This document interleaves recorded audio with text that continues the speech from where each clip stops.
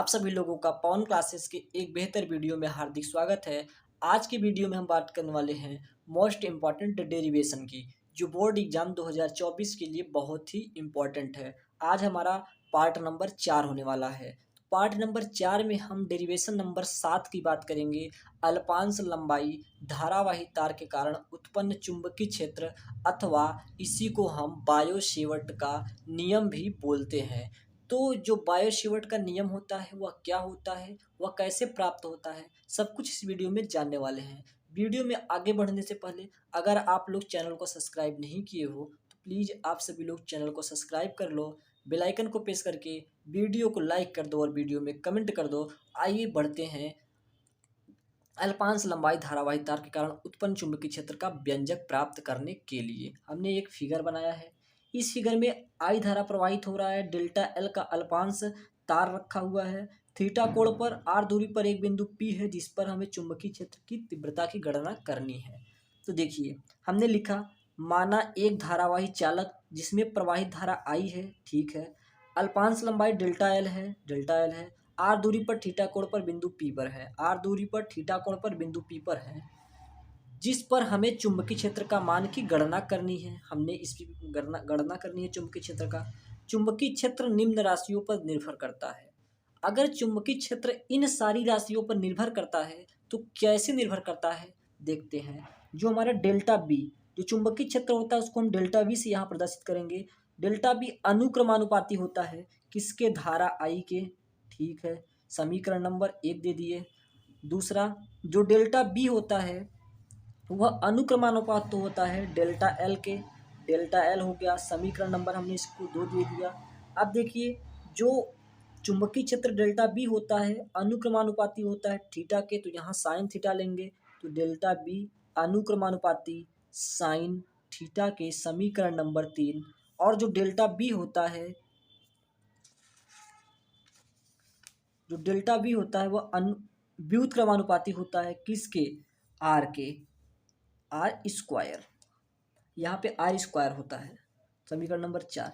जिस प्रकार से आप वहाँ पे चुंबकीय क्षेत्र में कूलाम का नियम पढ़े थे उसी प्रकार से यहाँ वैद्युत क्षेत्र में कूलाम का नियम पढ़े थे, वैसे चुंबकीय क्षेत्र में आप बायो-सेवर्ट का नियम का व्यंजक प्राप्त करेंगे। तो देखिए, अब यहाँ से अगर हम एक निष्कर्ष निकाला जाए कि समीकरण 1, 2, 3 व 4 से, ठीक है, तो जो डेल्टा वी होगा किसके अनुक्रमानुपाती हो जाएगा, यहाँ से डेल्टा वी होगा, वहाँ देखो आइडियल साइन थीटा अनुक्रमानुपाती है तो लिख लो आई डेल्टा डीएल, यहाँ लिख लो साइन थीटा, और व्युत्क्रमानुपाती किसके, आर स्क्वायर के, तो आर स्क्वायर नीचे आ जाएगा, ठीक है। अब अगर हम यहाँ देखें तो डेल्टा बी ए हमारा अनुक्रमानुपाती का चिन्ह हटेगा तो बराबर आएगा, लेकिन इसके जगह पे एक कांस्टेंट आता है, उसका नाम होता है mu naught upon 4 pi into ideal sine theta divided by r square. तो यहाँ पर देखिए हमारा मिल जाएगा डेल्टा वी बराबर mu naught upon 4 pi ideal sine theta, ये आइडियल है, अल्पांश लंबाई है, आर स्क्वायर, ये आर स्क्वायर इस दोनों के बीच की दूरी होती है। तो यहाँ से जो हमारा व्यंजक प्राप्त हुआ, क्या प्राप्त हुआ, डेल्टा वी बराबर mu naught upon 4 pi ideal sine theta बटे are square. Mu naught upon 4 पाई जो है यह कांस्टेंट है, म्यू नॉट अपान जो 4 पाई है यह क्या है, यह एक कांस्टेंट है, और जो इसकी वैल्यू होती है वह होती है 4 पाई इंटू 10⁻⁻7। क्या होती है, 4 पाई इंटू 10⁻⁻7।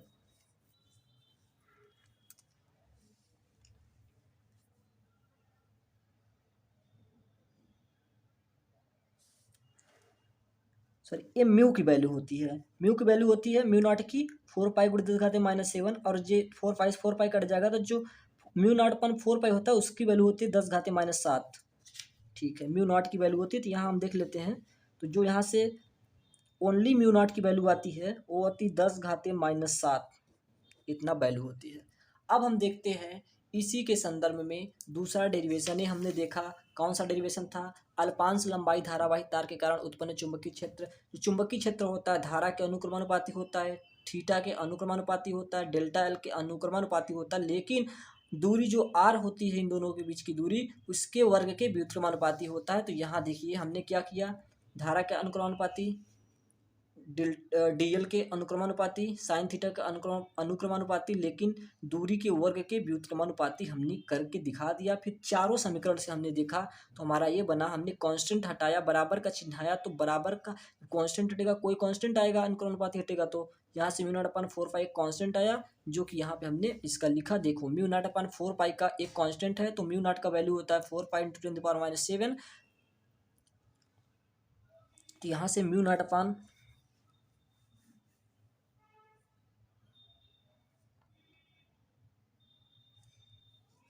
और तो यहाँ से म्यू नॉट अपन 4 पाई का वैल्यू हो गया 10⁻⁷। तो अब हम देखते हैं नेक्स्ट अपना एप्लीकेशन, जो कि हमारा एप्लीकेशन नेक्स्ट है, नेक्स्ट डेरिवेशन है, वह क्या है।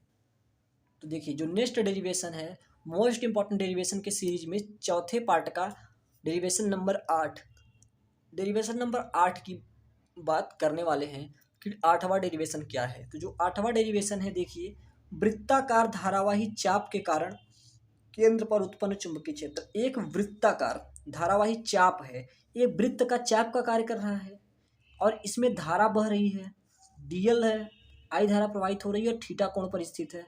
तो इसके केंद्र यानी यहाँ ओ पर चुंबकीय क्षेत्र की गणना करनी है। तो हमने देखो लिखा क्या है, माना एक धारावाही वृत्ताकार चाप जिसमें प्रवाहित धारा आई है, ठीक है, आई द्वारा प्रवाहित हो रही है, तथा त्रिज्या आर है, इसकी त्रिज्या जो है आर है, केंद्र पर बना कोण थीटा है, थीटा है, धारावाही केंद्र ओ पर चुंबकीय क्षेत्र की गणना करनी है, ठीक है, ओ पर चुंबकीय क्षेत्र की गणना करनी है। तो माना केंद्र पर उत्पन्न चुंबकीय क्षेत्र बी है, तो जब बी है तो क्या होगा, तो इसमें हम देखेंगे, यहाँ लिखेंगे, देखो बी है तो हम लिखेंगे पहले कि बायो-सेवर्ट के नियम से, बायो-सेवर्ट के नियम से, तो बायो-सेवर्ट का नियम क्या होता है, डेल्टा वी बराबर mu naught upon 4 pi into आई डीएल साइन थीटा बटे आर स्क्वायर, ठीक है, इतना होता है। डेल्टा वी बराबर mu naught upon 4 pi into I. अब यहाँ पे अगर हमें देखा जाए डीएल साइन थीटा, तो यहाँ साइन थीटा का काम क्या कर रहा है, 90 डिग्री, क्योंकि चाप है तो चाप के कारण 90 डिग्री ही होगा। टोटली 360 वृत्त होता है, तो वृत्त का चाप कितना होता है, काटोगे तो 4 चापों में कटेगा, तो 90-90 आ जाएगा, तो साइन 90 बटा आर स्क्वायर, ठीक है। यहाँ से अगर देखें तो डेल्टा वी बराबर mu naught upon 4 pi into I D L sine 90 का मान 1 into 1 divide by r square. तो यहाँ से अगले स्टेप में क्या हो जाएगा, अगले स्टेप में हो जाएगा डेल्टा वी बराबर mu naught upon 4 pi into I D L upon r square.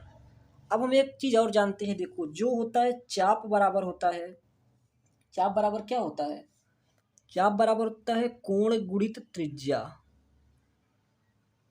तो चाप इसमें देखिए क्या है, चित्र से अगर हम देखें तो चाप क्या है, यहाँ पे चाप है डीएल, डीएल बराबर आई इंटू आर हो जाएगा, नहीं थीटा इंटू आर होगा, चाप मतलब डीएल बराबर कोण थीटा इंटू त्रिज्या आर। तो यहाँ से जो डीएल बराबर आ गया थीटा आर, तो अब इस डीएल की वैल्यू यहाँ पर रख दो, यहाँ डीएल की जगह पे, तो डेल्टा वी बराबर mu naught upon 4 pi into I. अब डीएल के स्थान पे theta into r upon r square, एक आर कट जाएगा यहाँ पे, तो अगले स्टेप में हो जाएगा डेल्टा वी बराबर mu naught upon 4 pi into यहाँ से आई, यहाँ से बटे आर इंटू यहाँ से क्या हो जाएगा थीटा। ये हमारा व्यंजक प्राप्त हो जाता है।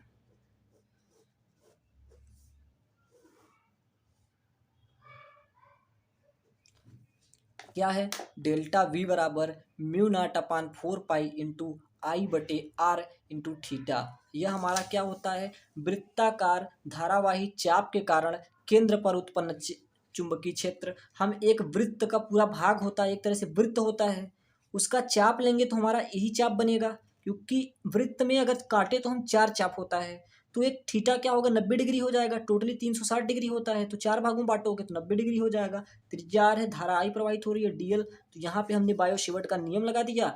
उसके बाद हम देखा कि साइन थीटा क्या था, 90 डिग्री था थीटा, हमने 90 रखा तो हम मान 1 हो गया, तो यहाँ इतना प्राप्त हो गया। अब हम जानते हैं कि चाप बराबर कोण गुणित त्रिज्या होता है, तो चाप का जगह पे हम कोण इंटू त्रिज्या मतलब थीटा इंटू आर लगा दिया। फिर आर से आर हमारा यहाँ पे क्या हो गया, आर से आर कट गया, तो यहाँ से आर नीचे आ गया। प्राप्त हो गया हमारा डेल्टा पी बराबर mu naught upon 4 pi into I बटे आर इंटू थीटा। ये हमारा व्यंजक प्राप्त हो गया।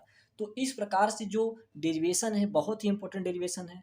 जो डेरिवेशन मैं आपको करा रहा हूँ, इंपॉर्टेंट डेरिवेशन करा रहा हूँ, ये सारे डेरिवेशन पूछे हुए डेरिवेशन है। हर एक साल किसी न किसी सेट में पूछे ही जाते हैं। तो ये सारे डेरिवेशन आप जरूर तैयार कर लें। हम जितने भी डेरिवेशन की सीरीज ला रहे हैं, आप सारे डेरिवेशन को तैयार करते जाइए। आपका इससे बाहर कोई भी डेरिवेशन आने वाला नहीं है। आपके एग्जाम में कम से कम 3 से 4, 4 क्या 5 से 6 डेरिवेशन आता है। 5 से 6 डेरिवेशन पूरे आएंगे, पूरे आपके दोनों बुक्स को मिला करके। तो अभी तक हमने आपका पहली बुक से ही डेरिवेशन करा रहा हूँ, जिसमें 8वां डेरिवेशन है। तो 8वां डेरिवेशन पहली बुक में कम से कम आपका 15 से 16 डेरिवेशन है, और दूसरी बुक में 7 से 8 डेरिवेशन, मतलब आपका पूरा 20-22 डेरिवेशन अच्छे से तैयार करना होगा, जिसमें से आपका 5-6 डेरिवेशन का आता है, वादे के साथ आता है। गारंटी लेता हूँ, हर एक साल पेपर मॉडल पेपर जाके उठा प्रीवियस ईयर के देख लो, आप हर साल आए हुए हैं। तो इसी प्रकार से आप लोग डेरिवेशन को सॉल्व करते रहिए। एकदम आपको इजी तरीके में सॉल्व करा रहा हूँ, आप लोग इसी प्रकार से सॉल्व करके आइएगा, आपका कोई भी एक नंबर नहीं काटेगा, वादे के साथ कहता हूँ। तो मिलते हैं नेक्स्ट वीडियो के साथ, नेक्स्ट डेरिवेशन के साथ। तब तक के लिए ऑल द बेस्ट। मिलते हैं नेक्स्ट वीडियो के साथ। आप लोग वीडियो को शेयर करिए और अच्छे से पढ़ाई करते रहिए।